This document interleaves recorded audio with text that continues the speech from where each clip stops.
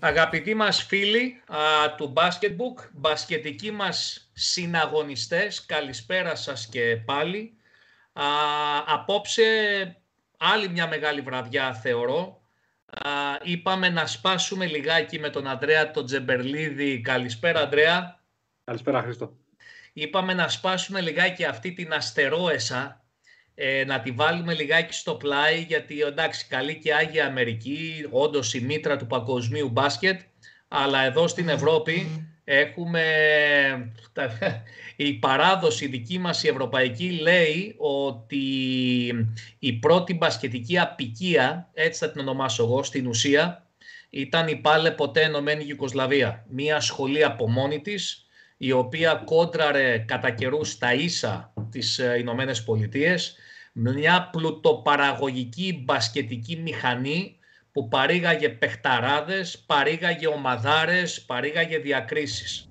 Λοιπόν, έτσι λοιπόν θα ανοίξουμε το μπασκετοβιβλίο απόψε και θα ανατρέξουμε στη σελίδα της πρώην Ενωμένης Ιουγκοσλαβίας, έχοντας ως καλεσμένο έναν σπουδαίο Ευρωπαίο προπονητή, Σέρβο με τα σημερινά δεδομένα, αλλά Ιουγκοσλάβο μπασκετικά στην ψυχή και στην καρδιά, το γιο του αείμνηστου παιδαγωγού, δασκάλου, καθηγητή του Ιουγκοσλαβικού μπάσκετ, το γιο του Ράνκο Ζεραβίτσα, τον Ντούσαν Ζεραβίτσα, από την Ισπανία αυτή τη στιγμή. Ντούσαν, good evening from Greece. Good evening, καλησπέρα. Καλησπέρα. See, here in Greece we say una razza, una faccia with the Italians, but una, I don't know how you say heart in Serbia. Here in Greek we call heart kardia. We say kardia. We are like, we feel in basketball we have this one soul in two bodies. So yes, that's how close we feel to you guys. We're neighbors, we're friends, we're Christian Orthodox. We have a tremendous historical bonding with Yugoslavs. And here we are tonight to speak with you about your own career, your own path in coaching, your rich European journey as far as coaching and your experiences as far as young player development. And in the second part, we're going to talk extensively about your father. Here always together with Andreas Tseberlidis and powered always by Dimitris Gasparis. Λοιπόν, αγαπητοί τηλεθεατές, για να κάνω και λίγο έτσι σπρέχεν, απόψε φιλοξενούμε το γιο ενός θρύλου του Ράνκο Ζεραβίτσα, τον Dusan Zeravica, ο οποίος έχει μια μακρά προπονητική θητεία και βέβαιος στη Σερβία, όντας κάποτε προπονητής στον Ερυθρό Αστέρα Βελιγραδίου. Τα τελευταία χρόνια διαδραματίζει ένα σημαντικότατο ρόλο στην Ισπανία, όπου έχουν βρει καταφύγιο πάρα πολλοί Σέρβοι, αλλά και από τις άλλες εθνότητες της πρώην Ενωμένης Ιουγκοσλαβίας προπονητές, με τεράστια καριέρα ο Ντούσαν στη Ζαραγώσα. Η πείρα του είναι πάρα πολύ μεγάλη ήδη. Έχει κοουτσάρει και μικρά τμήματα παιδες έφηβους στα αγόρια, αλλά έχει και πολύ μεγάλη εμπειρία και στα κορίτσια, παγκορασίδες, κορασίδες, νεάνιδες.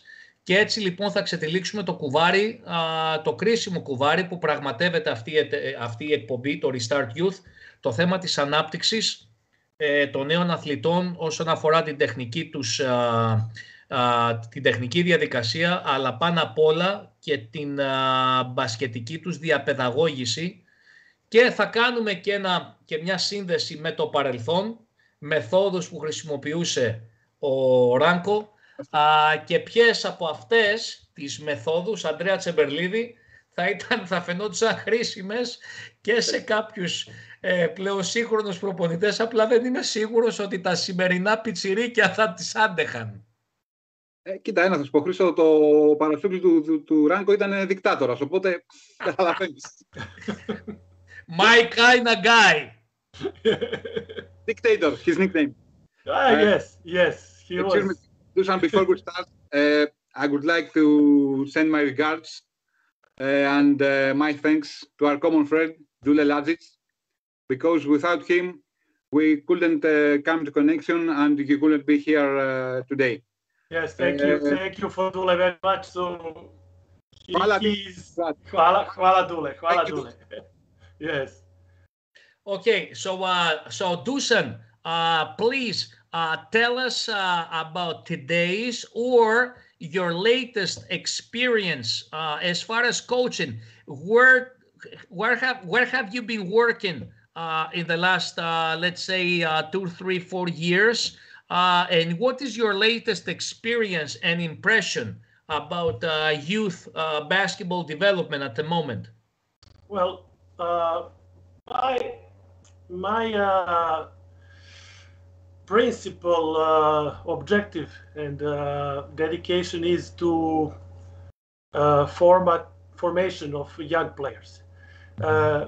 As I started in Saragossa when we came in 1987, I was trying to always work with young players because that was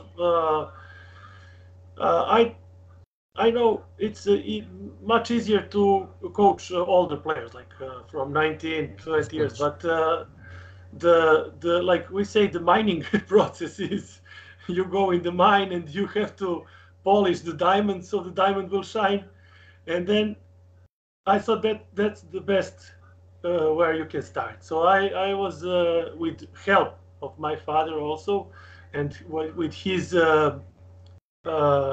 guidance and advice.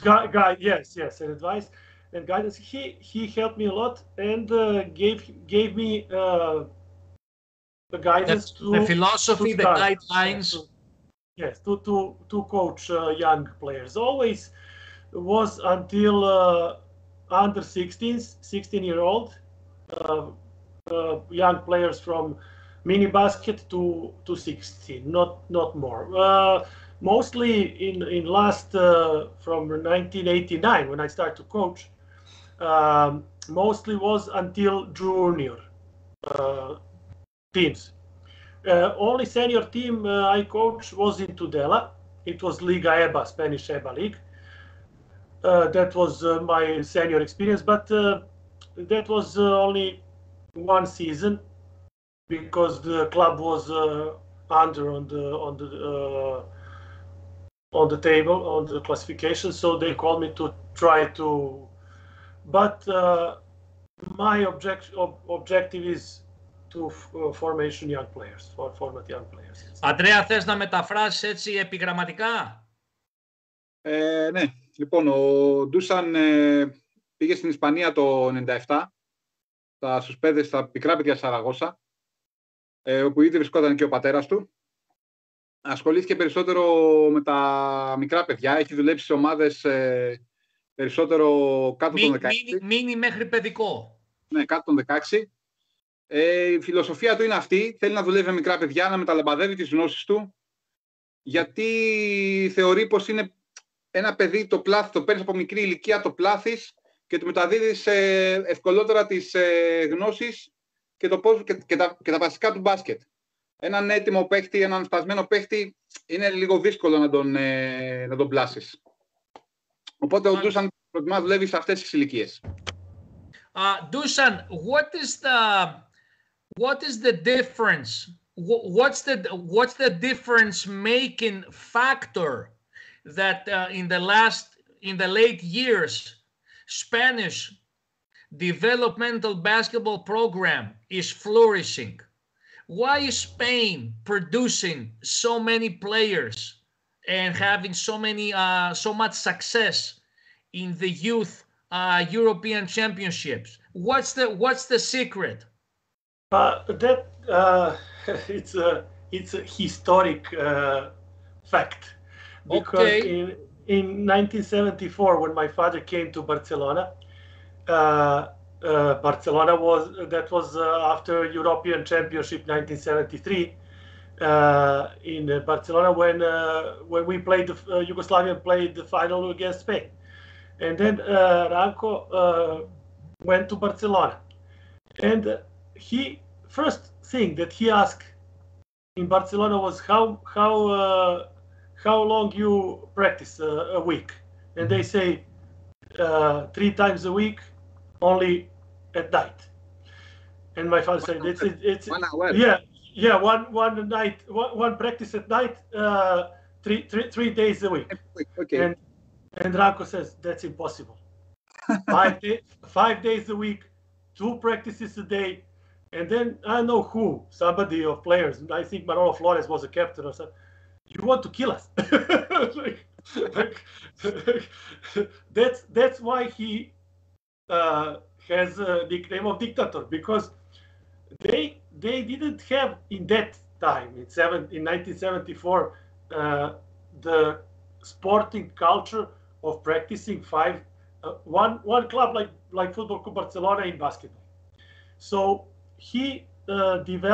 Ranko developed a program for Spanish Federation in that time. I think now that generation in 1992, Gasol, Navarro and company, that young players developed from that program. That Aito, for example, you couldn't find like 16-year-old player to play in ACB game. One was Ricky Rubio, for example, in Juventud. So like Sasha Djordjevic in Partizan, there was derby, Partizan Red Star, and I don't know who was the coach, but he put Sasha Djordjevic with 16 years old. My father was coaching Red Star, and he put Sasha Djordjevic with 16-year-old. So in Spain, that was unthinkable. In 1987, Ranko was coaching CAI Zaragoza, and they play semi-final with Barcelona. Audi Norris, pivot of Barcelona, and he put Santiago Aldama with 2'11". Santiago Aldama, 17 years old, he was like spaghetti against Norris, and people in Zaragoza was like, what is Zeravica doing? So that program, that project, that guidance of Ranko, I think gave Spanish basketball a little bit of uplift to think about putting through young players. Χρήστο, θα με επιτρέψεις αυτό, γιατί είναι πολύ ενδιαφέρον αυτό που είπε ο Ντούσαν. Αντρέα, προχώρα. Θα σε προσλάβει το Υπουργείο Εξωτερικών απόψε για μεταφραστή. Αγαπητοί θεατές, αυτό που είπε ο Ντούσαν είναι πολύ ενδιαφέρον. Το Χρήστο το ρώτησε γιατί το ισπανικό μπάσκετ έχει προοδεύσει τόσο πολύ, αυτή η γενιά που είδαμε όλοι, η οποία κυριάρχησε στην Ευρώπη. Λοιπόν, ο Ντούσαν μας είπε ότι το 1974 ο πατέρας του πήγε στη Βαρσελόνα ως προπονητής. Γιατί από το 1973 έγινε νομίζω το Ευρωπαϊκό Πρωτάθλημα στη Βαρκελόνη, οπότε μετά πήγε ο Ράνκο στη Βαρσελόνα. Όταν πήγε εκεί, τους ρώτησε πόσες φορές την εβδομάδα κάνει προπόνηση. Είπανε 3 φορές, από 1 ώρα κάθε μέρα, από 1 ώρα τη φορά. Και ο Ζεράβης θα πάρει σε αυτό είναι αδύνατο. Δηλαδή θα κάνετε 5 φορές από 2 προπονήσεις την ημέρα. Και πάθανε πλάκα οι Ισπανοί. Δηλαδή θα μας πεθάνεις, δεν υπάρχει περίπτωση. Αλλά φυσικά ο Ζεράβης ήταν έτσι γαλουχημένος, έτσι μαθημένος στην Ιουγκοσλαβία. Και όλο αυτό έφερε αποτέλεσμα, γιατί αυτή η γενιά του Γκασόλ, του Ναβάρο που κυριάρχησε, βασίστηκε σε αυτό το πρόγραμμα το οποίο εκπώνησε ο Ζεράβης και το έδωσε στην Ισπανική Ομοσπονδία. Και μας είπε μετά ότι το ακολούθησαν και οι υπόλοιποι προπονητές, όπως ο Ερενέσες, ο οποίος έβαλε, όντως ο Ερενέσες, αν θυμηθείτε και ξέρετε, είχε αναδείξει πολλούς νέους παίχτες. Έβαλε 16 χρόνων τον Ρίκι Ρούμπιο να παίξει στην πρώτη ομάδα του Μπανταλώνα. Τον Παό Γκασόλ, αυτός τον έβαλε στην πρώτη ομάδα του Μπαρσελόνα. Τον Ρούτι Φερνάντες. Και βασίστηκε πάνω σε αυτό το πρότυπο του Ράνκο. Και επίσης το 1997, όταν ήταν προπονητής της Σαραγώσα και παίξαν τα ημιτελικά με την Μπαρσελόνα, το 87, συγγνώμη, έβαλε πάνω στο Νόντι Νόρις τον Σαντιάγκο Αλτάμα, 17 χρονών. Και όλοι είπαν τότε στη Σαραγώσα ότι ο Ζεράβης είναι τρελός. Τι κάνει, βάζει ένα παιδί, ο οποίος Σαντιάγκο Αλτάμα ήταν έτσι. Όπως είπε ο Ράνκο, ο Ντούσαν σαν σπαγκέτι. Είναι ακριβώς το ίδιο που έκανε ο Γιάννης Ρανίδης εδώ, όταν έβαζε τον Βασίλη Λυπηρίδη πάνω στον Όρις. Και λέγανε όλοι που πάθε Βασιλάκη. Αλλά όταν είσαι προπονητής και βλέπεις και ξέρεις, αυτά δεν έχουν σημασία. Πριν προχωρήσουμε με τον Dusan, να παρακαλέσω τους φίλους τηλεθεατές μας να στείλουν, βλέπω ήδη κάποια μηνύματα, να μας στείλουν μηνύματα, να μας στείλουν ερωτήσεις, να μας στείλουν παρατηρήσεις, χαιρετισμούς στον Dusan ευχαρίστως, για να μπουν στην απόψινή μας κλήρωση, όπου κληρώνουμε ένα καπελάκι basketbook μαύρο. Είναι πάρα πολύ ωραίο, σαν αυτό που πάντα φοράω εγώ. Πλέον έχει γίνει ένα με την κεφαλή μου. Προσφορά της εταιρείας Νίκαν και του φίλου του Νίκου του Ανδριόπουλου. Στείλτε τα μηνύματά σας, ερωτήσεις. Θέλω να βλέπω ερωτήσεις από φίλους προπονητές προπονητικού περιεχομένου. Είναι μεγάλη ευκαιρία απόψε να πάρουμε τζούρα, να πάρουμε γνώση από μπάσκετ, από προπονητική πρώην Ενωμένης Ιουγκοσλαβίας. Dusan, I forget to mention yes, just one please. thing in Barcelona about young players. Ignacio Solosabal, in that time, was also a young player who was put in the first team of Barcelona, and Epifanio also was brought from Zaragoza as a young player. So that's also one thing that Ranko took from young players in that Barcelona, who was half and half veterans, half young players. So that was also one thing that was important in that time, in that period. Definitely, in order for a young player to develop and be able to be useful and produce and justify his presence on the floor, a blend between experienced players and young players is necessary. You cannot just throw 5 young kids, 5, 16, 17, 18-year-olds on the floor against a professional team. That way you will burn the kids. You will not help them. Mm-hmm. Okay, so let me ask you a question. From my standpoint, being a player, a young player, back in that era that you lived through as a youngster, Dusan. Let's say I'm a 15-year-old talented Yugoslav guy back in the 1970s. What would have been my everyday life routine? Morning, wake up, breakfast, morning practice, school. What was, let's say, Drazen's? Not Drazen. Drazen is an exaggeration. He's not, he's not the best example. Let's just give us a high talented player's everyday routine back in that era. Like Dalipagic, Delibasic, Kicanovic, all those. And even later stars like Danilovic and Djordjevic. Yes, younger players. Yes, but lot of work, lot of practice, dedication. What you say? Breakfast, school. Also, in the school, we had collaboration with professors of physical education. So, in the school, as the player had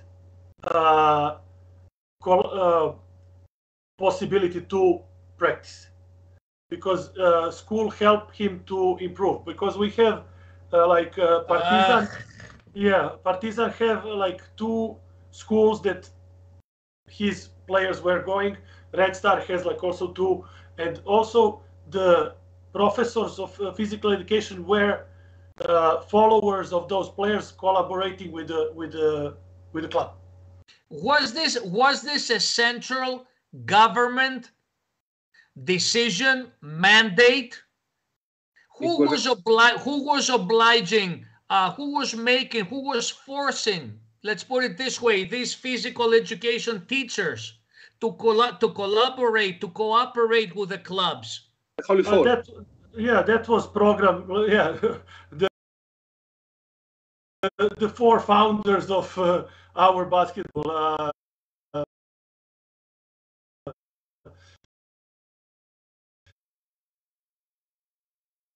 I see. Aca Nikolić, Bora Stanković,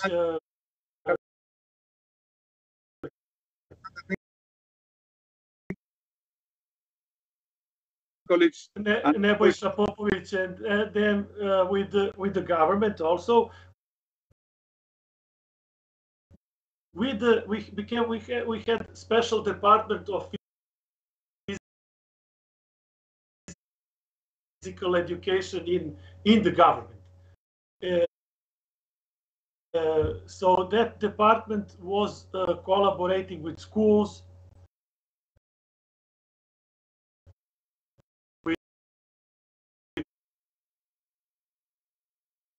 with the physical education, with sport, etc., etc.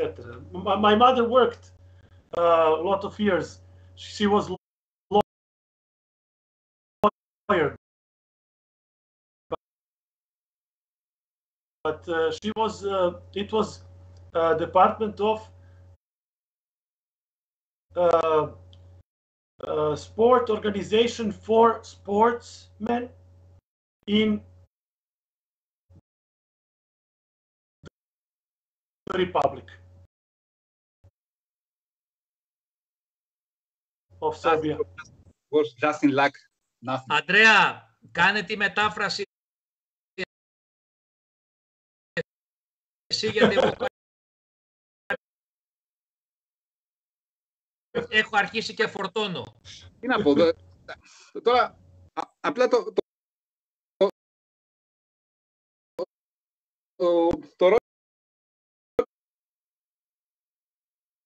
ρώτησες αν πώς... Ποιος ήταν ο μηχανισμός, καταρχήν, ποια ήταν η καθημερινή ρουτίνα ενός ταλέντου τότε.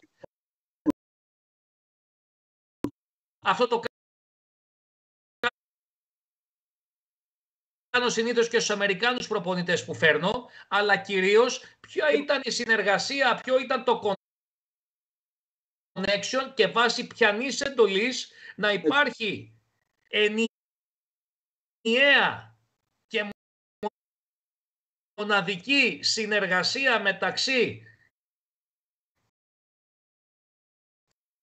κυβέρνησης, σχολικού αθλητισμού, κλαμπ. Αυτά ήταν σαν την Αγία Τριάδα. Όχι. Αυτό που είπα η Αγία Τετράδα, αυτό μας είπε ο άνθρωπος ήταν ότι ήταν η Αγία Τετράδα λειτουργούσε. 4 άνθρωποι στο Ιουγκοσλαβικό μπάσκετ.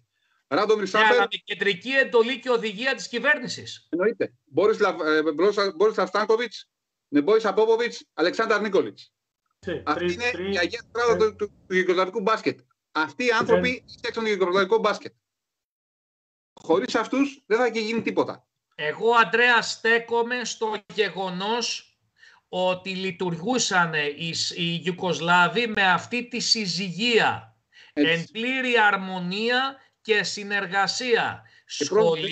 Σχολείο και Ομοσπονδία Μπάσκετ υπό την καθοδήγηση μιας κεντρικής επιτροπής φυσικής αγωγής και αθλητισμού που ήταν μέσα στην κεντρική κυβέρνηση, έτσι, και η οποία έδινε τις οδηγίες και υπήρχε συνεργασία και με τους καθηγητές των παιδιών στο σχολείο, έτσι, και με τους γυμναστές, παίρνανε προγράμματα από τις ομάδες και τα εκτελούσαν εξατομικευμένα για το κάθε παιδί. Μιλάμε λίγο πολύ ό,τι γίνεται στην Αμερική τόσες δεκαετίες και ό,τι θα προσδοκούσαμε και κάποτε, αν μπορούσε να γίνει, και στα μέρη τα δικά μας. Κάπως έτσι. Ο Ράντομιρ Σάπερ έλεγε μια πολύ μεγάλη κουβέντα. Dusan, I remember Radomir Sάπερ that has told something once. He told that the sport of basketball was invented by players, yes, not coaches, yes, not people. And he said that we need to have the former players around the basketball, around the sport. Yes, but not what Christos says. Not only was in basketball. We had basketball, handball, volleyball, football. All those sports were followed by that department of government, education and sports together. So it was professors of physical education followed players, and they say to the club, hey, this one is good, this one is talented, this one. So they were serving like how I say,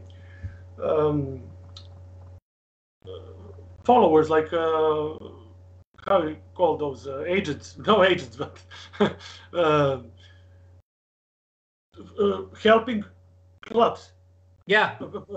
Yeah, like I don't remember now the word. So. Okay. We have a question from a friend, Sakis Farmakis. Mm-hmm. It says that the former Yugoslavian coaches and Serbians have the rumor that you're not very elegant with the players. And if you have a great talent, that he's not very disciplined. What are you doing with him? How is your work with him? Coach must have authority. That's why if you saw Duda Ivkovic, Boža Maljkovic, Željko Obradović, they create authority. So that's why they you see them very angry, very temperament with players. Because they Svetislav Pešić also, they don't like the player go over his limitations over the coach. Coach has to have his, even if the coach is in good relation with the player, that's on the other side. But when there's one anecdote with my father. He was in the club that they play First Division B in Pula, in Croatia, and there was one player, Jadra Vujačić. He played in Partizan, big pivot, and they lost the game by 20 points. And Vujačić came in the locker room, and my father put hand on his shoulder. He said, "Shut up! Don't do anything. I will go inside." And Vujačić sit down in the locker room. And my father go in, dictator, silence. Everybody like, oh, we lost 20 points, no problem. Ha ha ha, he. He closed the door. He says, Vujačić out. And Vujačić, everybody look, why Vujačić out? Because and my father put Vujačić shoulder, and Vujačić said, when Ranko put your shoulder here, you know what it is. Like, you know what he wants to say, out. And then when he closed the door, that was like to Kalashnikov, yeah. And players from the ha funeral. So from the ha the cry. Yeah. So that's why our coaches are so temperament. They don't give the player opportunity to. You can't. It's one thing that they have to establish authority with the player. Μετάφραση, Ανδρέα. Yes. Are you like that in your coaching? That's what I say when you are in the level like 20 years old professional. No, not with the kids. With the kids, you have to be like in the formation level. You have to talk to them, etc. Know him as a person, etc., etc. But when they are professionals, you have different approach. Ο φίλος Σάκης Φαρμάκης έστειλε ένα μήνυμα και ρωτάει ότι επειδή οι Σέρβοι προπονητές έχουν τη φήμη δεν σηκώνουν μίγα στο σπαθί τους, να ρωτήσουμε τον Ντούσαν αν έχει ένα μεγάλο ταλέντο που δεν πάει με τα νερά τους, πώς θα διαχειρίζονται.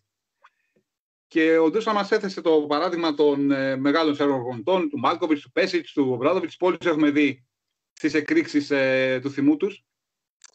Και λέει ότι έτσι είναι γενικά οι Σέρβοι προπονητές. Πρέπει ο παίκτης να τους σέβεται και να μην αφήνει τον καβαλάνε εντός εισαγωγικών. Και μας είπε και μια ιστορία με τον πατέρα του, ότι κάποτε ένας παίκτης του χάσανε ένα παιχνίδι με 20 πόντους. Πήγε λοιπόν ο Ζεράβικα σε ένα παίκτη το χτύπησε έτσι στον ώμο. Και μετά όταν μπήκα μέσα στα αποδυτήρια, ήταν όλοι χαχαχαχαχου. Του λέει του παίχτη που χτύπησε τον ώμο, what was the name of the player in the story? Jadran Vujacic, pivot of Partizan, but he played in the first B division of Yugoslavian League. Ο Βούγιατσιτς. Ναι, Vujacic. Χτύπησε λοιπόν τον ώμο ξανά ο Ράγκο και του λέει Βούγιατσιτς έξω. Και λένε οι παίκτες, γιατί λέει έβγαλε το Βούγιατσιτς έξω. Λέει αυτός λέει ξέρει, του χτύπησα λέει έξω πίσω τον ώμο. Και μόλις έκλεισε η πόρτα, από εκεί από το χαχαχούχα άρχισαν τα κλάματα. Γιατί δεν είναι καλό να βρίσκεσαι. Όσοι μας παρακολουθούν και έχουν τέλος πάντων συνεργασία με Γιουγκοσλάβους προπονητές, ξέρουν ότι όταν κλείνει η πόρτα των αποδυτηρίων δεν είναι καλό πράγμα. Χρήστο, δεν έχω αυτή την εμπειρία. Εσύ την έχεις, φαντάζομαι. Είχες ποτέ εμπειρία με Γιουγκοσλάβο προπονητή? Προπονητή, αλλά είχε τύχει με Αμερικανούς οι οποίοι ήταν κατά αυτόν τον τρόπο. Γενικότερα τα παλιότερα χρόνια εκείνα, ένας μέσος προπονητής κολεγίου, μην νομίζεις, αυτή την οτροπία είχε. Ναι, έτσι. Και τότε, όπως εδώ πέρα κυριάρχησε η σχολή Ιωαννίδη δεκαετία 80-90-2000, έτσι και στην Αμερική κυριαρχούσε η σχολή Bobby Knight. Έτσι ακριβώς. Μιλάνε, φεύγανε καρέκλες σαν οι πτάμενοι δίσκοι. Dusan, one more question. Actually, I'm Yes. going to have to read a question of a very loyal friend of our podcasts, of Basketbook. His name is Leonidas Tsiakoudis, asking, can you ask Coach Zeravica if his father ever told him stories, or if he ever lived stories about how the 1970 team who won the gold medal, and they were practicing so hard. What about when the players were excluded from any social interactions, from any social encounters for 2 months before the tournament? Does he really believe that something like that could take place today? And how would the players respond? Let me translate this first in Greek. Okay. Reply because I'm laughing already. Yes. Μπορείτε να ρωτήσετε τον coach Zeravica αν του είχε πει ο πατέρας ιστορίες πώς έφτιαξε την ομάδα το 1970 που κέρδισε το χρυσό. Αυτό ήταν Ολυμπιάδα, Ανδρέα. Το μπάσκετ, παγκόσμιο πρωτάθλημα. Παγκόσμιο πρωτάθλημα, σωστό. Το 1970 που κέρδισε το χρυσό στο παγκόσμιο και αν έκανα σκληρή προπόνηση. Και πώς κρίνει το γεγονός, πώς σχολιάζει το γεγονός ότι οι παίκτες είχαν αποκλειστεί από κοινωνικές εκδηλώσεις για 2 ολόκληρους μήνες πριν το τουρνουά. Και αν θα μπορούσε να γίνει κάτι τέτοιο σήμερα και αν θα μπορούσε να συμμορφωθούν οι παίκτες σήμερα. Do you believe if your dad was around today, do you think he would have been able to confiscate, to take away mobile phones for 2 months for today's players? I remember the story of Damir Sholman from Split. He was a pivot center. I don't know with who was he in the hotel, in the room, but he said, I slept with him more time than with my wife. So he spent more time with, I don't know who was his roommate, but he said Ranko was like, we were like roommates for so long time that I was with him more than with my wife. He said, so that was connection with us. We were so much time together. So that was, but today mission impossible, because if that one anecdote from those times, there was the youngest player of all of them. I think it was Duci Simonovic. I think he was younger. So, and Ranko said, you can go out from the hotel but you have to come back at 12 o'clock. And he gave them a little bit of free time, and he went to the reception and took all the keys. And they came back down to the hall, and they were speaking, who will knock the door to the Ranko's room to wake him up, to say that they came before 12, but they were at the hall. So Duci, like the youngest one, Ranko, we came before 12, but they came like at 1 o'clock. We were at the hall, but we didn't find the keys. And Ranko said, okay, here's the keys, like, but they came at 1 o'clock in the morning. So for 2 months, for a period of 2 months before this major tournament, they were only practicing and they went getting rest. To Kranjska Gora in Slovenia, in mountain and high atmosphere, high mountain air, and lot of practice, yes. Για λέγε τα, Ανδρέα. Τι να πω. Τα έχουμε ζήσει και εμείς οι Έλληνες εδώ με Ιωαννίδη και όλους και τους Γιουγκοσλάβους μετά που ήρθαν. Αλλήμον, εντάξει. Δεν έχουμε παράπονο, τα ζήσαμε αυτά. But today impossible. Δεν υπάρχει περίπτωση, πιστεύω, κάποιος παίχτης να μπορεί να προσαρμοστεί χωρίς το Instagram, το TikTok, το Facebook, οτιδήποτε. Αλλά αυτό που ρώτησε ο φίλος, ναι, ο Ντίσον μας είπε ότι αληθεύει. Τους είχε κλείσει 2 μήνες στα δωμάτια τους και δεν έβλεπαν άνθρωπο. Και μάλιστα ο Νταμίρ Σόλμαν είπε ότι πιο πολύ, λέει, έβλεπα το συμπαίχτη μου παρά τη γυναίκα μου. Οπότε καταλαβαίνετε, 2 μήνες υπήρχε πλήρη απομόνωση. Αλλά τα έχει ζήσει και εσύ με τον Ιωαννίδη, Χριστό. Στη Φολγκάρια και πού σας πήγαινε. Το Τσιόκο. Το Τσιόκο, Φώναζε ο Καμπούρης πριν από το 20 λεπτό του τρόμου, ένα εκπληκτικό 20 λεπτό τρεξίματα που σου βγαινε η καρδιά, την έπαιρνε στο χέρι, έλεγε, καθότανε στον πάγκο και έλεγε, έρχεται το 20 λεπτό. Ρε πούστη, δεν πέφτει αυτό το ταβάνι να μας πλακώσει. Με το γαμημένο το 20 λεπτό, έτσι έλεγε ο Αργύρης. Γιάννης Ιωαννίδης. What do you think of Yannis Ioannidis? Do you remember him? Oh, yes. For me, good coach. Good coach. Was he? Did he have like some? Did he have Yugoslav attributes as far as like his behavior, his dictator type of personality? Did he remind you? Was he one of you? Was he respectful? I think he had character. He had temperament with players. I think that he was he had authority. Yes. Because even if he had a good team, I think he was with Yanakis and Gallis. And Gallis, rest. Even if Gallis was like a star of the team, but he could manage all the selection, all the national team. I think he was, as you say, one of the type character that he could.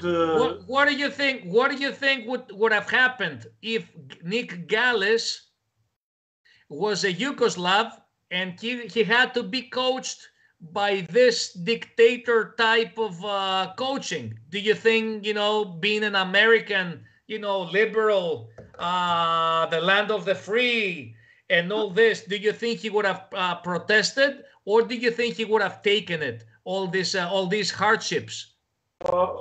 Depend, because I think Gallis he was professional. I think he adapted to the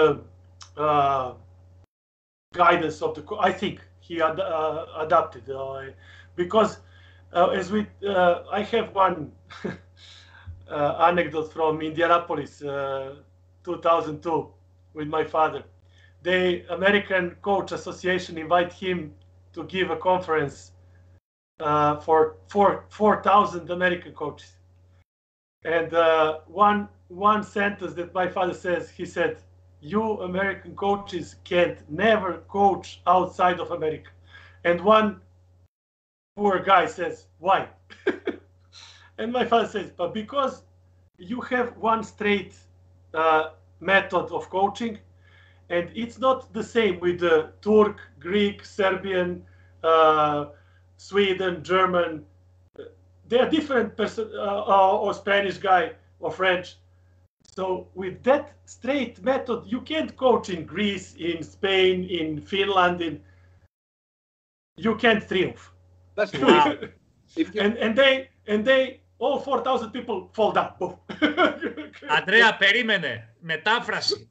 Σημαντικό. Στην προβοκατόρικη μου ερώτηση, αν ένας παίκτης, Αμερικανός παίκτης, γιατί στην ουσία ο Γκάλης στην Αμερική γεννήθηκε, στην Αμερική καλογήθηκε, άσχετα αν ήταν και παραμένει όσο Έλληνας είμαστε κι εμείς, αλλά κακά τα ψέματα γαλουχήθηκε στην αμερικάνικη νοοτροπία του μπάσκετ και στις ιδέες της φιλελεύθερες αμερικάνικες, της προσωπικότητας, της ανάδειξης προσωπικότητας του ανθρώπου και του παίκτη κτλ. Τον ρώτησα τον Ντούσαν, θα άντεχε ο Γκάλης, πώς θα τα πήγαινε ο Γκάλης με αυτό το δικτατορικό, το επιτακτικό και πολλές φορές και παράλογο στυλ κάποιου παλιού Ιουγκοσλάβου προπονητές. Ο Ντούσαν ήταν κατηγορηματικός ότι ο Γκάλης ως απόλυτος επαγγελματίας θα είχε προσαρμοστεί και θα είχε προσφέρει αυτά που θα του είχε επιτάξει η επαγγελματική του ευσυνειδησία. Αυτό που πρέπει όμως να μας πεις, Ανδρέα, είναι για την Ινδιανάπολης και μπροστά σε τη διάλεξη μπροστά σε 4.000 Αμερικανούς προπονητές ενός Σέρβου, ενός Ιουγκοσλάβου. Μας ακούει ο Ανδρέας? Ναι. Ο Ανδρέας έχει κολλήσει, δεν πειράζει. Το 2002 στους Ολυμπιακούς Αγώνες η USA Basketball κάλεσε το Ράνκο Ζεράβιτσα. Am I pronounce it correctly, Zeravica or Zeravica? Zeravica, yes. First, Zeravica. Zeravica. Okay, Zeravica. Τον προσκάλεσε σε ένα συνέδριο, όχι συνέδριο, δεν ήταν συνέδριο, ήταν μια στημένη ομιλία σεμιναριακού επίπεδου, ας πούμε, μπροστά σε 4.000 Αμερικανούς προπονητές και μεταξύ άλλων ο τεράστιος Ράνκο τους είπε, ξέρετε, λέει, γιατί εσείς οι Αμερικανοί δεν μπορείτε και δεν θα μπορέσετε, λέει, ποτέ, λέει, να κοτσάρετε στην Ευρώπη, γιατί είσαστε, λέει, έτσι, με παροπίδες. Έχετε, λέει, ένα πλάνο, έχετε, λέει, μία φιλοσοφία και αυτή νομίζετε πρέπει να την εκτελείτε με όλους και με όλα. Ενώ εμείς έχουμε μάθει στην Ευρώπη, λέει, να ελισσόμαστε. Γιατί θα έχουμε Ιουγκοσλάβους παίχτες στην ομάδα μας, θα έχουμε έναν Έλληνα, θα έχουμε 2 Τούρκους, θα έχουμε ένα Γερμανό και αν δεν είναι έτσι, έχουμε μάθει να προσαρμοζόμαστε γιατί πιάνουμε δουλειά, παίρνουμε δουλειές σε διάφορες ευρωπαϊκές χώρες κατά καιρούς, εγκολπωνόμαστε την κουλτούρα, προσαρμοζόμαστε στην κουλτούρα της εκάστοτε χώρας, της νοοτροπίας του παίχτη κτλ. Και μετά και η χώρα και ο παίκτης ο ξένος προσαρμόζεται στη δική μας και γίνεται αυτό το blend. Έτσι μαθαίνουμε να έχουμε μια ευρύτητα πνεύματος όσον αφορά τη διαχείριση πραγμάτων που εσείς εκ των δικών σας πραγμάτων δεν υπάρχει περίπτωση ποτέ να την έχετε. Αντρέα, δεν το είχα σκεφτεί ποτέ αυτό πραγματικά. Πόσο δίκιο έχει. Σκέψου πόσοι Αμερικανοί προπονητές έχουν έρθει να δουλέψουν στην Ευρώπη. Μα πλέον δεν έρχεται κανείς. Εμένα, δηλαδή, όλοι απέτυχαν. Ρικ Πιτίνο, Τζορτζ Καρλ παλιά στη Ρεάλ Μαδρίτης, ο Μπάρτον νομίζω στον Άρη, ο Τζον Νιούμαν σε εμάς, παλιά θυμάμαι. Προσπαθώ να θυμηθώ. Ο Πίτερσον, εντάξει, ναι. Παλιά. Ελάχιστη. Δεν μπορώ να θυμηθώ κάποιον άλλον. Και τον Πιτίνο, αν τον πούμε πετυχημένο, εγώ το πιστώνω στην Ιταλιάνικη κουλτούρα και νοοτροπία του. Ας την επιτυχία. Πόσοι έχουν έρθει να δουλέψουν. Ας την επιτυχία. Η επιτυχία είναι άλλο. Yes, they have to. Ralco told them, if you want to coach in Europe, you have to change your philosophy of coaching and adapt to. Because my father had one theory. You have to treat the players like persons in first position. That was the case with Melvin Tarpin, pivot in CAI Saragossa. He was distracted, liked to go with women very much in Saragossa. And one night 5 o'clock in the morning, I took him, because he was like 210 and 150 kilos, I took him to his house. And next day at 7 o'clock, they have to go to Canary Islands to play against Canarias. And I come at 5 o'clock and I open, my father said, okay, everything okay? I said, yes. I said, I dropped Mel Tarpin at his house dead. At 7 minus 10 minutes, Mel Tarpin was first at the bus. First of all players of CAI Zaragoza, and that game he was the best. I think 20 points, 20 triple-double, I don't know. Phenomenal game. And my father says, but this is incredible. He went to bed at 5 o'clock. He was sleeping all the trip to Canary Islands. And he talked to him. He, I don't know, changed his mentality or speak to him. And he played the best game of his career. I don't know. Ανδρέα, κάνε μια γρήγορη μετάφραση, γιατί έχουμε πάρα πολύ ενδιαφέροντα σχόλια και ερωτήσεις. Απλά μας είπε για το παίκτη που είχε στη Σαραγώσα ο Ράγκο Ζεράβιτσα. Remind me the name. Melvin Tarpin. He was playing Utah Jazz. Utah Jazz came from... Ο οποίος, εντάξει, ήταν καλό παιδί από τα γνωστά τα αμερικάνικα τα αμερικανάκια που έχουν στην Ελλάδα. Γύρναγε από εδώ, γύρναγε από εκεί. Πήγε 7 το πρωί στο σπίτι. Πήγε ο Ντούσαν να το ξυπνήσει ένα θηρίο 210, 130 κιλά.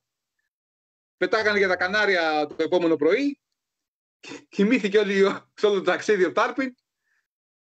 Και μετά πήγε στο παιχνίδι και ήταν ο καλύτερος παίκτης. 20 πόντες, 20 rebound. Και λέει ο Ζεράβιτσα, τι έκανε, λέει αυτός, τι γίνεται. Αλλά κάτι του είπε προφανώς στη διάρκεια του ταξιδιού ο Ράνκο και ο Τάρπιν ξύπνησε. Καλά, εδώ πέρα υπάρχουν τρελές ιστορίες και από την ελληνική Α1 δεκαετία 90-2000. Πρέπει να γίνει μια ειδική εκπομπή με τις κατευθείαν απαντήσεις, παρουσίες Αμερικανών. Σάββατο βράδυ πίτα στο Μεθύσι μέχρι τις 8 ώρα το πρωί και να πηγαίνουν κατευθείαν στο μάτς και να βάζουν 30. Αυτό είναι topic για μια άλλη κουβέντα. We have comments, we have questions from coaches. Μισό λεπτό. Ναι. Yes. Before, just one answer about the subject with Nikos Gallis. I have one subject for this. Radmilo Misovic. Yes. Here, you understand? Yes. Went it here. Ο Ντούσαν κατάλαβε και κατάλαβαν και οι θεατές. Λοιπόν, για να μην έχουμε απορίες, επειδή είπε για τον Γκάλι ο Ντούσαν ότι θα προσαρμοζόταν, ο αντίστοιχος Γκάλι στην Ιουγκοσλαβία δεν είναι κάποιος πολύ γνωστός. Ο πρώτος σκόρερ του Ιουγκοσλαβικού πρωταθλήματος στην ιστορία είναι ο Ραντμίλο Μίσοβιτς. Κάποιοι ίσως τον ακούνε πρώτη φορά. Ο Ραντμίλο Μίσοβιτς λοιπόν έπαιζε στην Μπόρακ. Στο Τσάτσακ. Yes. Ο πρώτος σκόρερ ήταν ένας παίχτης 1,83 τύπου Γκάλι, ο οποίος δεν κλήθηκε ποτέ όμως στην εθνική. Έχει μόνο 4 συμμετοχές στη Β' Εθνική Ιουγκοσλαβίας, με προπονητή τον Ζεράβιτσα, τον Ράνκο. Και ο Ράνκο έλεγε τότε ότι είναι άδικο, λέει, για τον Ραντμίλο, ότι δεν τον καλώ στην εθνική ομάδα, αλλά δεν μπορώ στην εθνική να τον έχω να παίρνει 15 και 20 προσπάθειες όπως παίρνει στην Μπόρακ. Γι' αυτό λοιπόν δεν πρόκειται ποτέ να τον καλέσω στην εθνική ομάδα. Και όντως ο Μίσοβιτς, ο οποίος είναι ο πρώτος σκόρερ, ξαναλέω, στην ιστορία του Ιουγκοσλαβικού πρωταθλήματος και έχει αναδειχθεί 5 φορές πρώτος σκόρερ, δεν έπαιξε ποτέ στην εθνική ομάδα. Γι' αυτό λοιπόν λέω ότι σε μια Ιουγκοσλαβία, δεν ξέρω αν ο Νίκος ο Γκάλης, που όλοι ξέρουμε τι είναι ο Νίκος ο Γκάλης, θα είχε τον ίδιο ρόλο που είχε στην ελληνική εθνική ομάδα. Σίγουρα δεν θα τον είχε, γιατί θα είχε πολύ καλύτερους συμπαίκτες του επίπεδου του δικού του. Ο Νίκ δεν θα τον πείραζε να έχει 20-22 πόντους και 12 assist. Καθόλου. Ακριβώς. Καθόλου. Αυτή η περίπτωση του Νεμπόισα Μίσοβιτς που είπες, μου θυμίζει εμένα λιγάκι Γιώργο Διαμαντόπουλο. Κάπως έτσι, ναι. Κάπως έτσι. Μπράβο. Ακριβώς. Κάπως έτσι. One question from Spiros Veliniatis. Spiros Veliniatis is the, how can I describe Spiros now? Spiro is the guy, Spiro is the coach who discovered, who found and kept into the game of basketball when he was thinking whether basketball is suitable, is good for him. Gianni Antetokounmpo. He's the one he's the one who supported Giannis at a very young age. And he has a couple of questions here for us. His first question, if Ranko ever visited the United States, you told us that in 2002 he gave that seminar. Okay. Who are the coaches who influenced Ranko the most? As a player? John Wooden. I would say John Wooden. John Wooden? Yes. I think that's the coach that in one way influenced Ranko, because they took a formula a little bit from States, a little bit from Russia, from Soviet Union. So I think John Wooden was one of the coaches that influenced Ranko. So besides John Wooden, were there any other Yugoslav coaches that Ranko was looking up to, or any other Soviet Union coaches? Give us another, one or two names if you remember. Well, from Soviet Union, the only one I can tell is Gomelsky, because they are all friends, so they were friends.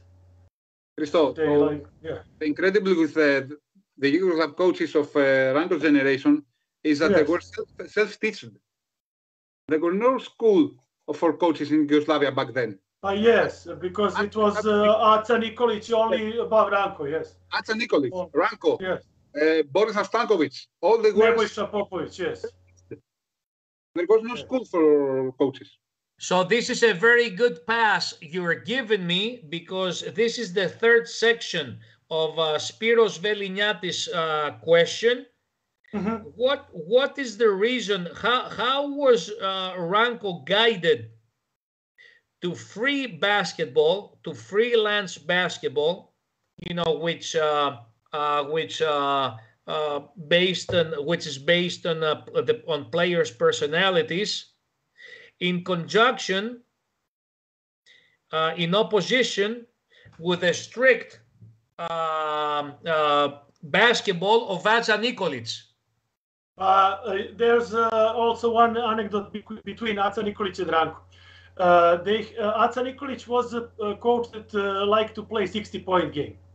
Yes. Move the ball, organize attack, organize offense. And Ranko, what pick up from American basketball is fast break, run and gun. That Maljkovic told that Ranko liked very much run and gun. In Red Star 1984, we had the example of Slobodan Jankovic, Boban Jankovic, Slobodan Nikolic, that fast break, stop on 3 points and shoot. So Aleksandar Nikolic and Ranko made let's see who will win in 3 games. And Ranko told him, if I win in 2 games, you will pay me dinner. And in 2 games, if I make 100 points, we'll see. And then Ranko won in 2 games, over 100 points, the team against Aca Nikolic, and Aca won 1 game, 2 against 1. So Ranko showed him that with fast break and good defense you can play, but Aca liked offensive game, more like moving the ball and etc. etc. But there was one, not confrontation. They were like, Aca, before the game against United States in Ljubljana, Aca said, but why Ranko want to do his way? And that's why they say when Ranko put head on shoulder, Aca, you taught me everything, but I will do it my way. I will listen to you, but I will do it my way, please. And so he entered the locker room, and changed the tactic and we won the Americans 70-63. So. Λοιπόν, το τρίτο σκέλος της ερώτησης του Σπύρου του Βεληνιάτη, πάρα πολύ σημαντικό και εκπληκτική αφορμή για να μάθουμε πράγματα. Τι οδήγησε τον πατέρα του στο ελεύθερο μπάσκετ σε αντιδιαστολή με το οργανωμένο, με το structure game του Άτζα Νίκολης. Και τι μας απάντησε, Ανδρέα?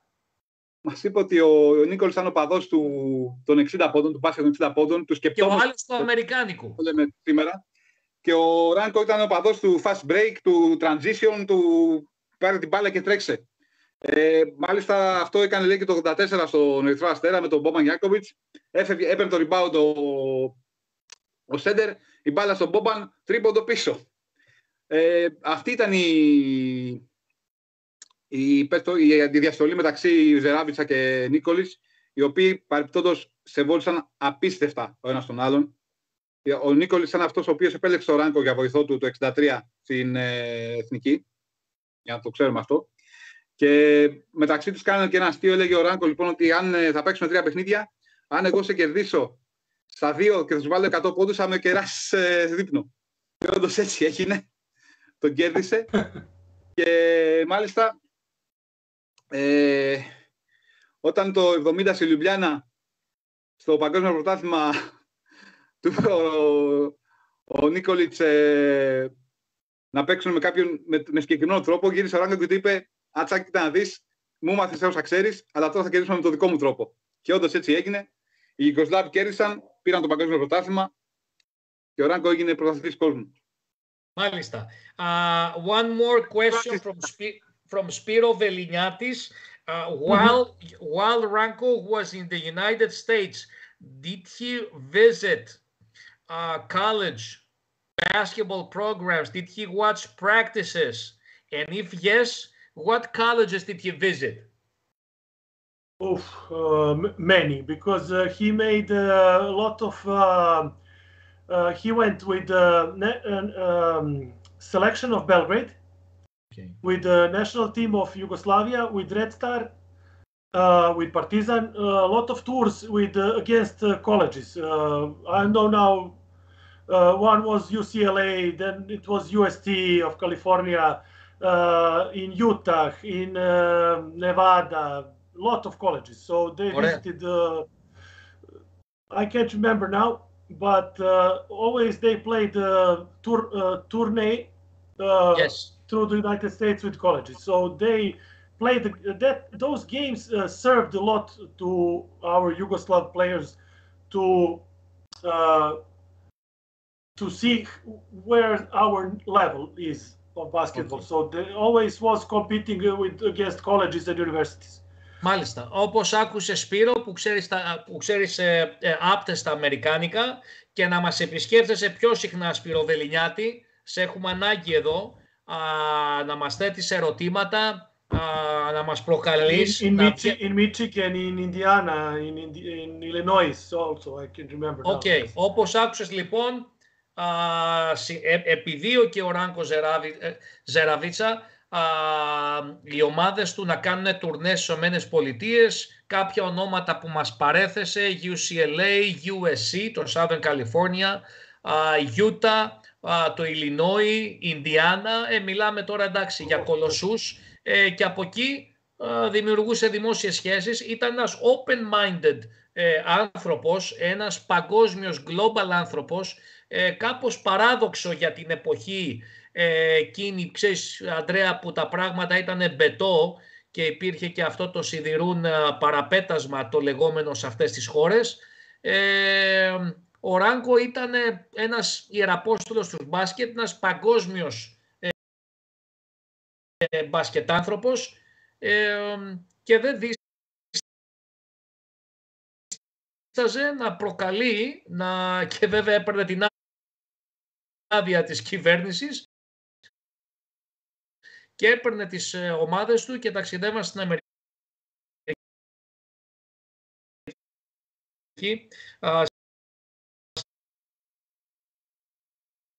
σε διάφορα τουρνουά. Another question from Mr. Leonidas Tsiakouvis. In young ages, in young ages, who are more disciplined, Spanish kids or Serbian kids? Depend. Depend of if we are talking like today, no? Yes.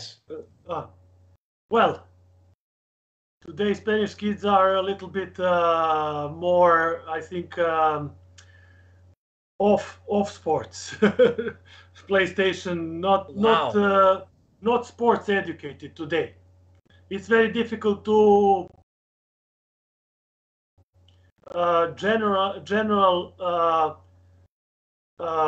convince Spanish kid to go to practice. It's very difficult to for nowadays because Spanish kids in school in general has too many distractions, too many activities, so it's very difficult to focus to go if he wants to play basketball. Very difficult to talk to parents to convince him to. I don't know now in Serbia. I think maybe they are still keeping the old school. I think because they keep still in school the educational sports.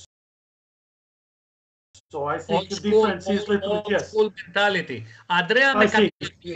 Αντρέα, με καταπλήσει το γεγονός ότι βλέπουμε τις ίδιες συμπεριφορές, εγώ θα τις πω παθογένειες, υπό την έννοια ότι είναι παθογενές κάτι το οποίο δεν προάγει το άθλημα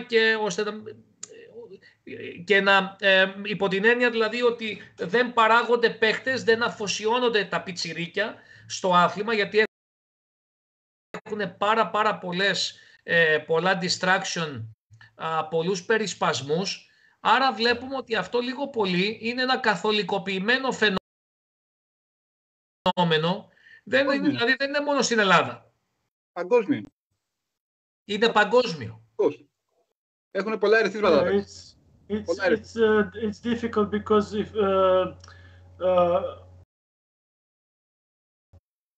I have coached a lot of in schools because here in Spain you have a school that is competing in federation in federative league, and for a game, for example, you play Saturday or Sunday, and you have 15-year-old boys or girls, and I can't go to the basketball game because I have a birthday of my cousin. So sometimes I talk with them. Is it not more important, the birthday of your cousin or a basketball game? So those are excuses that they give. I have a baptism of my, I don't know, little nephew, etc., etc. So it's difficult to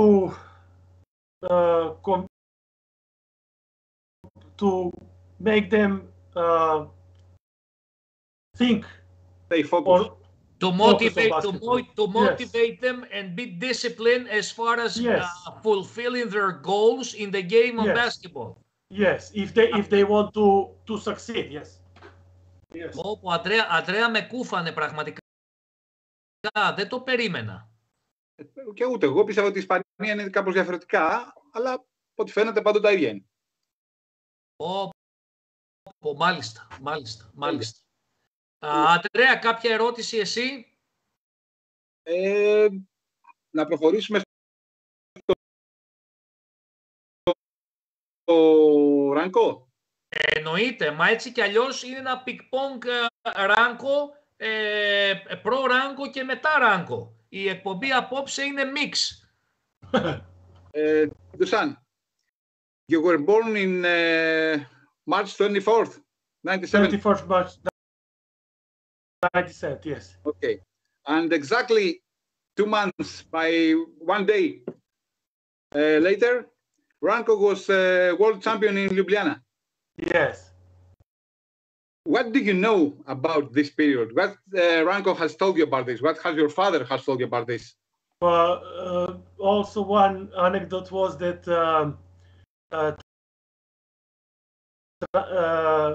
translator of American team was ex-Yugoslav who lived in California.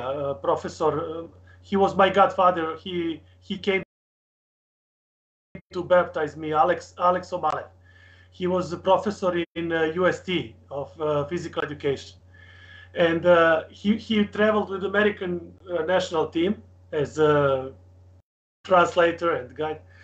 And as they were in Ljubljana, Ranko couldn't go. He asked for one day just to see me through the glass, and my mother called me, and and then he couldn't go to the baptism because he sent my godfather, and he could take tape recorder, and he taped on the tape all the baptism, and then he sent it to Ranko and me. Μετέφραση, Ανδρέα. Yes. Απλά ρώτησα τον Dusan, ο Dusan γεννήθηκε στις 24 Μαρτίου του 1970. Ακριβώς 2 μήνες αργότερα, στις 23 Μαΐου του 1970 στη Λιουμπλιάνα, ο Ράνκο με την εθνική ομάδα της Ιουγκοσλαβίας γινόταν παγκόσμιος αθλητής. Το ρώτησα τι ξέρει από εκείνη την περίοδο, τι ιστορίες είχε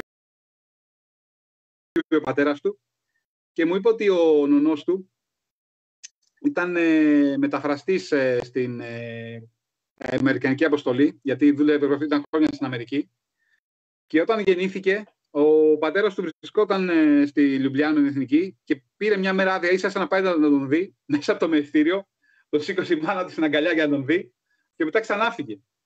Και όταν ήταν να τον βαφτίσουνε, του έστειλε φωτογραφία ο νονός του ότι έχει βαφτίσει το παιδί. Απίστευτο. Στην βάφτιση δεν πήγε. Dusan, in which age did you realize that your father was Ranko Zeravica, was a true legend? It is also one anecdote because my grandmother took me to the park, and that's why everybody asked me, why you call your father Ranko? Why don't you call me father? And I said, because all the kids in the park call their parents father. They call him Ranko, so I call him Ranko too. So it's like, and sometimes they ask me, where is your father? I said he comes home from the trip, leaves the dirty clothes and leaves. So I never see him at home because that's. But in early years in school, in the elementary school, children start to talk. Your father is. But I started like 6-7 years old to start following sports and all sports, Winter Olympics, Summer Olympics, all sports, and I was very much into sports and watch all games. And as you were growing, did you feel your shoulders the bold of the name Ranko Zeravica? It was difficult when I started to play basketball with 10 years old, and in Red Star, it was a difficult weight on shoulders because people said, you are here because of your father, etc. But I managed to play. I like to play, but didn't make success as a player. So then I decided to change and start thinking as a coach, because I saw that I couldn't make career as a player, and then I went to dedicate myself as a coach. So that was a little bit. Ανδρέα, μετέφρασε τις ερωτήσεις σου και τις απαντήσεις να καταλαβαίνει ο κόσμος, σε παρακαλώ. Ρώτησα το Dusan πότε άρχισε να καταλαβαίνει, ποια ηλικία άρχισε να καταλαβαίνει ότι ο πατέρας του είναι ένας πραγματικός θρύλος. Και μας είπε μια ιστορία ότι ήταν στο πάρκο με τη γιαγιά του και το ρωτάγανε τα άλλα παιδιά, γιατί δεν φωνάζεις τον πατέρα σου πατέρα? λέει, αφού λέει όλοι το λένε, λέει Ράνκο, εγώ λέει γιατί δεν το πω πατέρα.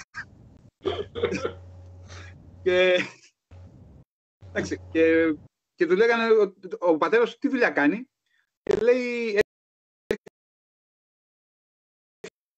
λέει στο σπίτι, αφήνει τα βρώμικα ρούχα, παίρνει μια βαλίτσα και ξαναφεύγει, με καθαρά και ξαναφεύγει.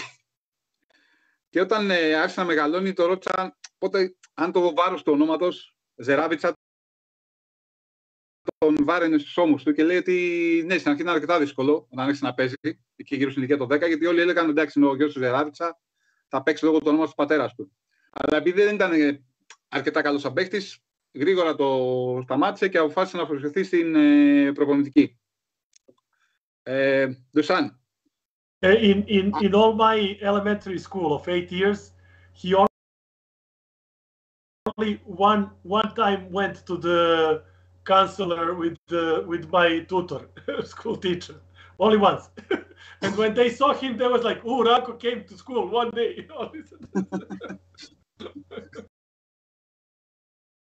Μια φορά δεν πήγε στο σχολείο να ρωτήσει και έγινε θέμα. 8 years of school.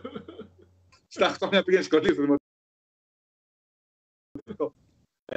Ranko, I'm sorry, Dusan. Yeah. I know that your father was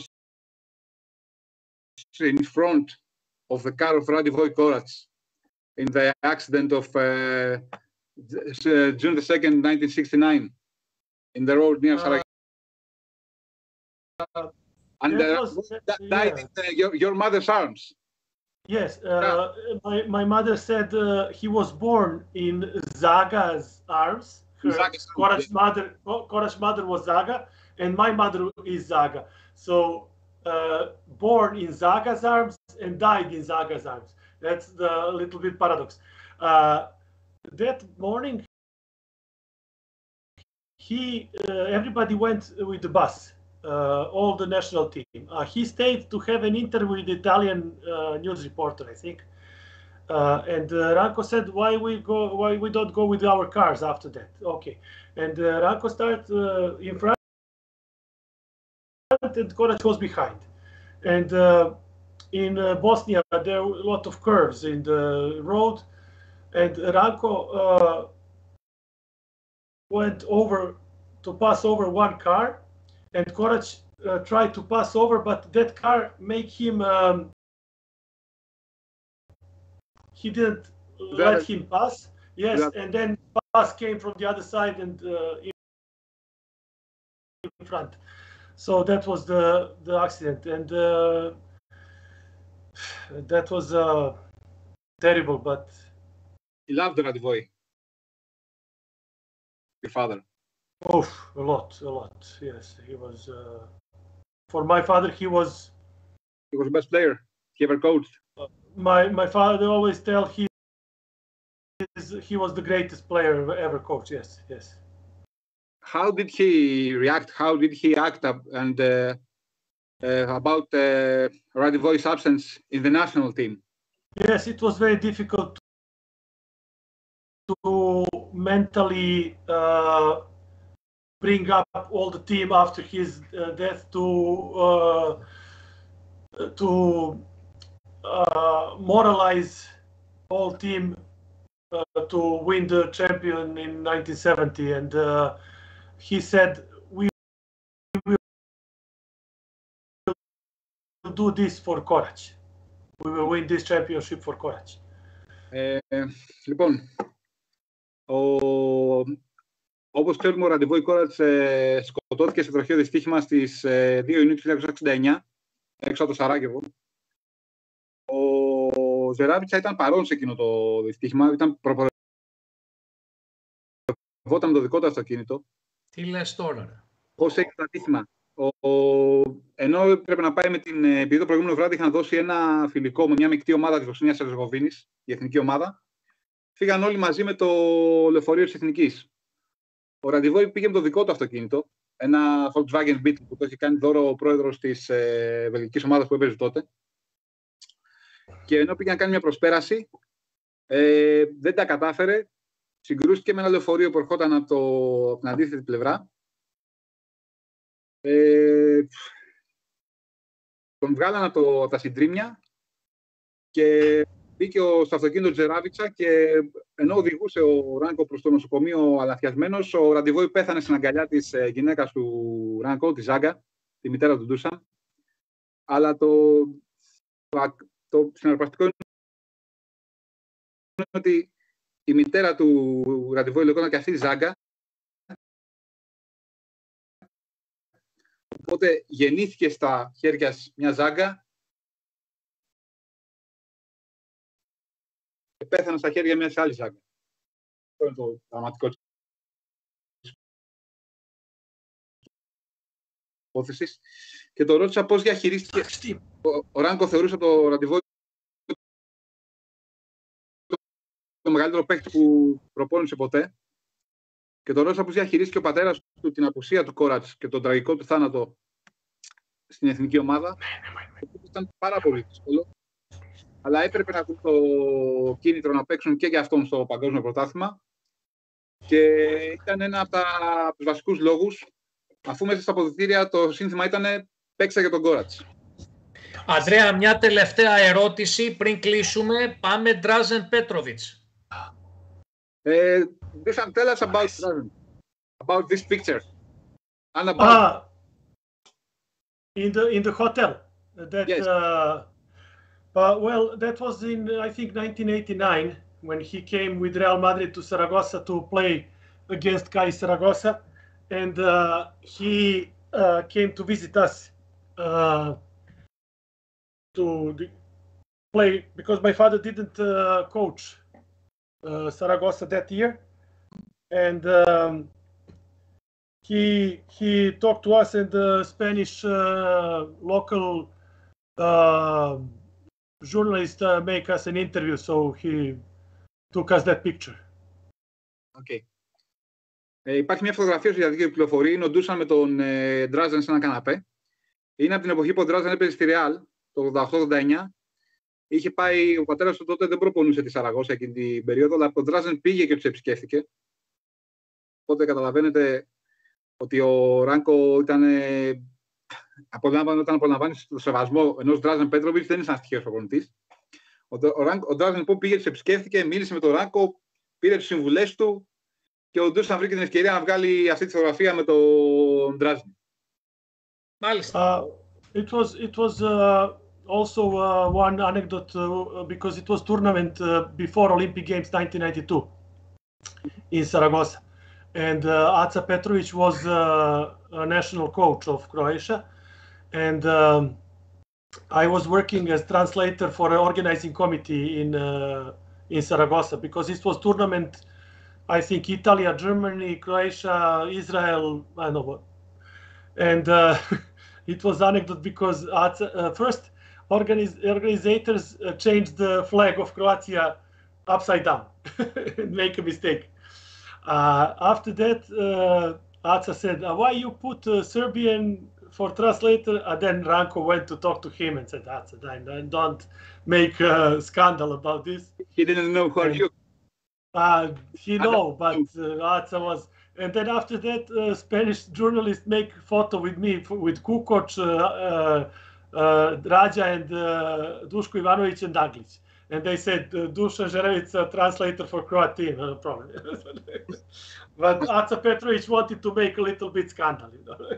Θα σας πω μια ιστορία. Ο Ντούσαν από την εποχή των Ολυμπιακών, μάλλον του Ολυμπιακού τουρνουά, που συμμετείχε και η Κροατία. Ήταν και ο Ντούσαν ήταν εκεί ως μεταφραστής.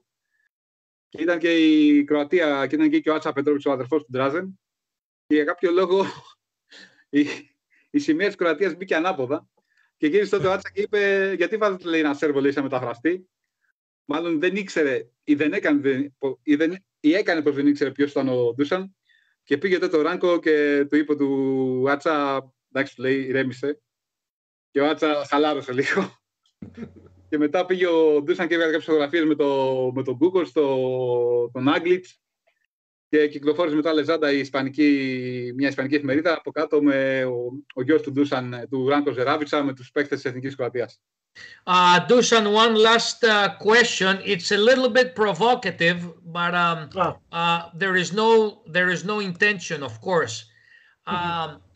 Which do you think? Which of the 4 or 5 different ethnic groups and different countries, of course, that have been formed in the last 30 years in the vicinity, in the territory of the former Yugoslavia, is keeping the old school Yugoslav coaching tradition?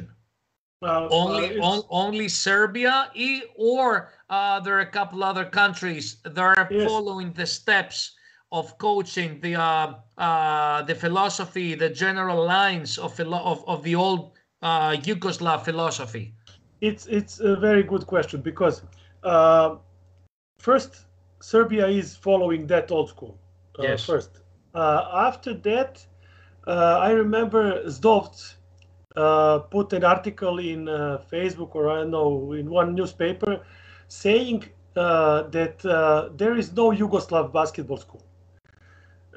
He said that Yugoslav basketball school doesn't exist, etc., etc. And I wrote Zdovc. I said, Jure, because I know him. I said, Jure, you played for Yugoslav national team so many years. You played for Yugoslavian league, etc., etc. You have Yugoslav coaches, etc. So how can you say, because Slovenia won European Championship in 2017, I think, yes.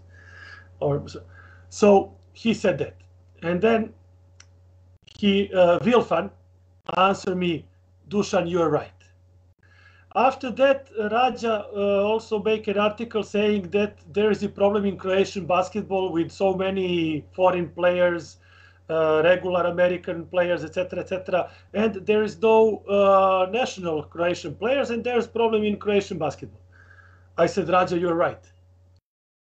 You have to think about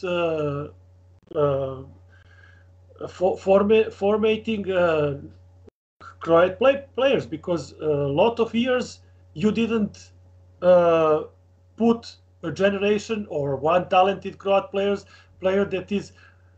You must do something. Also, Len Jukic, player, also said there's a problem. So now I think general problem is that people is questioning ABA Liga in our XU because my father was also always saying ABA Liga is supposed to be the jumping platform for national players, young, 22 years old, 21, 20, and that should be a developed league of young players. But we now see Red Star, Partizan, Olimpija, Cedevita, lot of foreign players. And that is not what Ranko was defending ABA League. So now they are all like crying, because they're saying, yes, what can we do? Or eliminate ABA Liga, or return that every country, Bosnia, Serbia, Croatia, has their own national championship, and then try to play Europe or Europe Cup or EuroLeague. Now is they're now, after a lot of years, and after 5 years of my father died, when he died, now they think about that problem and see that there is that problem. Αντρέα, κάνε μια μετάφραση, σε παρακαλώ. Yes. Ο Χρήστος ρώτησε τον Ντούσαν ποιο πιστεύει ότι από τις 6 εθνότητες πια που υπάρχουν στην πρώην Ιουγκοσλαβία, ότι είναι αυτή που κρατάει την παράδοση του παλιού ιουγκοσλαβικού μπάσκετ. Ο Ντούσαν μας είπε ότι ο Γιούρις Ντόψ έγραψε ένα άρθρο στο Facebook ότι δεν υπήρχε ιουγκοσλαβικό, δεν υπάρχει πια μάλλον ιουγκοσλαβικό μπάσκετ. Και ο Ντούσαν το απάντησε επειδή τον ξέρει. Και όταν του λέει, Γιούρι, έπαιξες, λέει, στην εθνική ομάδα της Ιουγκοσλαβίας. Έπαιξες στο Ιουγκοσλαβικό πρωτάθλημα. Πήρες τίτλους με το Ιουγκοσλαβικό. Επιτρέπεται εσύ να λες τέτοια πράγματα? Δεν μπορείς να λες τέτοια πράγματα. Όπως επίσης μετά ο Ντίνο Ράτζα, και αυτό το θυμάμαι και εγώ, είχε γράψει στο Facebook ότι δεν υπάρχει κροατικό μπάσκετ, γιατί δεν παράγουν παίχτες. Και του έγραψε ο Ντούσαν ότι ναι, έχεις δίκιο, δεν παράγεται παίχτες. Έχετε να βγάλετε παίχτες μια ολόκληρη γενιά. Όπως το ίδιο είπε και ο Ρόκο Λενιούκιτς. Αυτό που μας είπε είναι ότι η Αδριατική Λίγκα πρέπει να λειτουργεί ως προπομπός για τους παίκτες της εθνικής ομάδας, όλων των ομάδων που συμμετέχουν, αλλά έχει καταλήξει να μην γίνεται ούτε αυτό, γιατί και η Παρτιζάν και ο Ερυθρός Αστέρας και οι υπόλοιπες ομάδες που συμμετέχουν εκεί έχουν ξένους παίκτες. Οπότε δεν λειτουργεί, δεν εξυπηρετεί το σκοπό για τον οποίο ιδρύθηκε η Αδριατική Λίγκα. Και ο Ζεράβιτσα τα έλεγε αυτά πριν τόσα χρόνια. Και μετά από 5 χρόνια που πέθανε ο πατέρας του, θυμηθήκαν ότι τελικά πρέπει να λειτουργήσει ως μια αναπτυξιακή λίγα η Αδριατική Λίγα, αλλά αυτό δεν βλέπει να συμβαίνει. Δυστυχώς. So Dusan, there is indeed a problem as far as the player development and player production and exposure because of the large number of Americans playing in the Adriatic League. Well, Americans or foreign players, but regular Americans, yes. Also, a problem is that very young players go to United States. The thing is that maybe Adriatic League, ABA League, probably has to have one law until 22 years you can't go to United States or to NBA. So then ABA Liga will be more stronger with national players, maybe. Or put like Spanish club, but here in Spain they did obligation to have 4 national players. But also 2 days ago I read Scariolo in a Spanish newspaper was also crying, saying that there's problem in Spanish national basketball because there's no national players. Also problem because too many foreign players in Spanish ACB Liga. 71% of Spanish ACB Liga are foreigners. Only 29% are nationals and older than 25 years old. So that's the problem with Spanish basketball now. And I mean, I think also in Serbia or ABA Liga, XU. So I don't know. Maybe. Άκουσες τι είπε. 71% λέει των παιχτών στην Ισπανία είναι ξένοι. Εγώ πίστευα ότι είναι παραπάνω. And how do you explain that Spain is still a gold medal contender, a medal contender in all under 20, under 19, 18, 16 European Championship with this high percentage of foreign players playing there, 71%. How is Spain, still producing players? That's a mystery because that's a mystery. Why? Yes, those players are playing junior Spanish national championship, yes. Cadet, but you don't see them playing in ACB. So then they have to play in Lab 1, Lab 2, or EBA. That's what was we talking about, that Aito or some coaches in ACB League put young players in first teams. Today, it's you can see that a young player is playing first division ACB game. So one primary reason would be the large population of kids who are playing basketball. There must be a mass of basketball players. So you have to pick. You're able to pick the best. There's still a large number of Spanish players, young players playing the sport of basketball. Yes, there's a lot of. But one mistake that Spanish Federation make before was to eliminate sub-22, under-22 age league, because you had before first under-22 league, like for example Barcelona Real Madrid. And then after that, you have ACB game, Barcelona Real Madrid. Yes. And parallel, you had those 2 leagues. But and why did they eliminate this? Because they created Lab 1, Lab 2, and EBA. Lab 1 is also full of Americans. Okay, full. Two Americans. Lab 2, you have Americans. And EBA, you have those Africans of Cotonou, which are colonial of space, etc. So, young players practically disappear. They don't have... Ουσιαστικά εξυπηρετεί εθνική έχουν. Αντρέα, δεν μας τα λένε καλά οι Ισπανοί, μάλλον τους έχουμε πολυεξιδανικεύσει. Και εγώ δεν το περίμενα αυτό. Καταργήσαν οι Ισπανοί το Under 22. Oh, one question. Is the rule of double card still in operation? Can a kid play for one team and for another at the same time? In Spain? Yes. No. Let's say a kid plays for the Real Madrid under 18 team on Saturday, and on Sunday he is eligible to play for a Lev 2 team. To play for 2 teams. Yes, he can, because he's underage. Yes, see, that's a good rule. He's still junior. Yes. Αντρέα, μπορεί να μας ακούγεται παράξενο που κατάργησε την Under 22 η Ισπανία, αλλά τώρα στο μυαλό το δικό μου τώρα δικαιολογείται. Μάλλον πρέπει να είναι θέμα κόστους, γιατί σου λέει, ξέρεις κάτι, γιατί να πληρώνουν οι ομάδες, γιατί να πληρώνω εγώ, αφού σου έχω το διπλό δελτίο, στην ουσία μπορείς να παίξεις σε μια δεύτερη ομάδα, έτσι, την επόμενη μέρα, μπορεί να είναι β' εθνική, γ' εθνική, οτιδήποτε, και συνεχίζουν έτσι το mentality της παραγωγής παιχτών. Φαντάζομαι. Και στη β' εθνική έχουν ξένους. Νομίζω είπε 2 Αμερικανούς, πώς είπε. Β'. Αντρέα, να το πω, Dusan, I have said many times here in my podcasts with Andreas that I'm not against Americans' presence in the European leagues.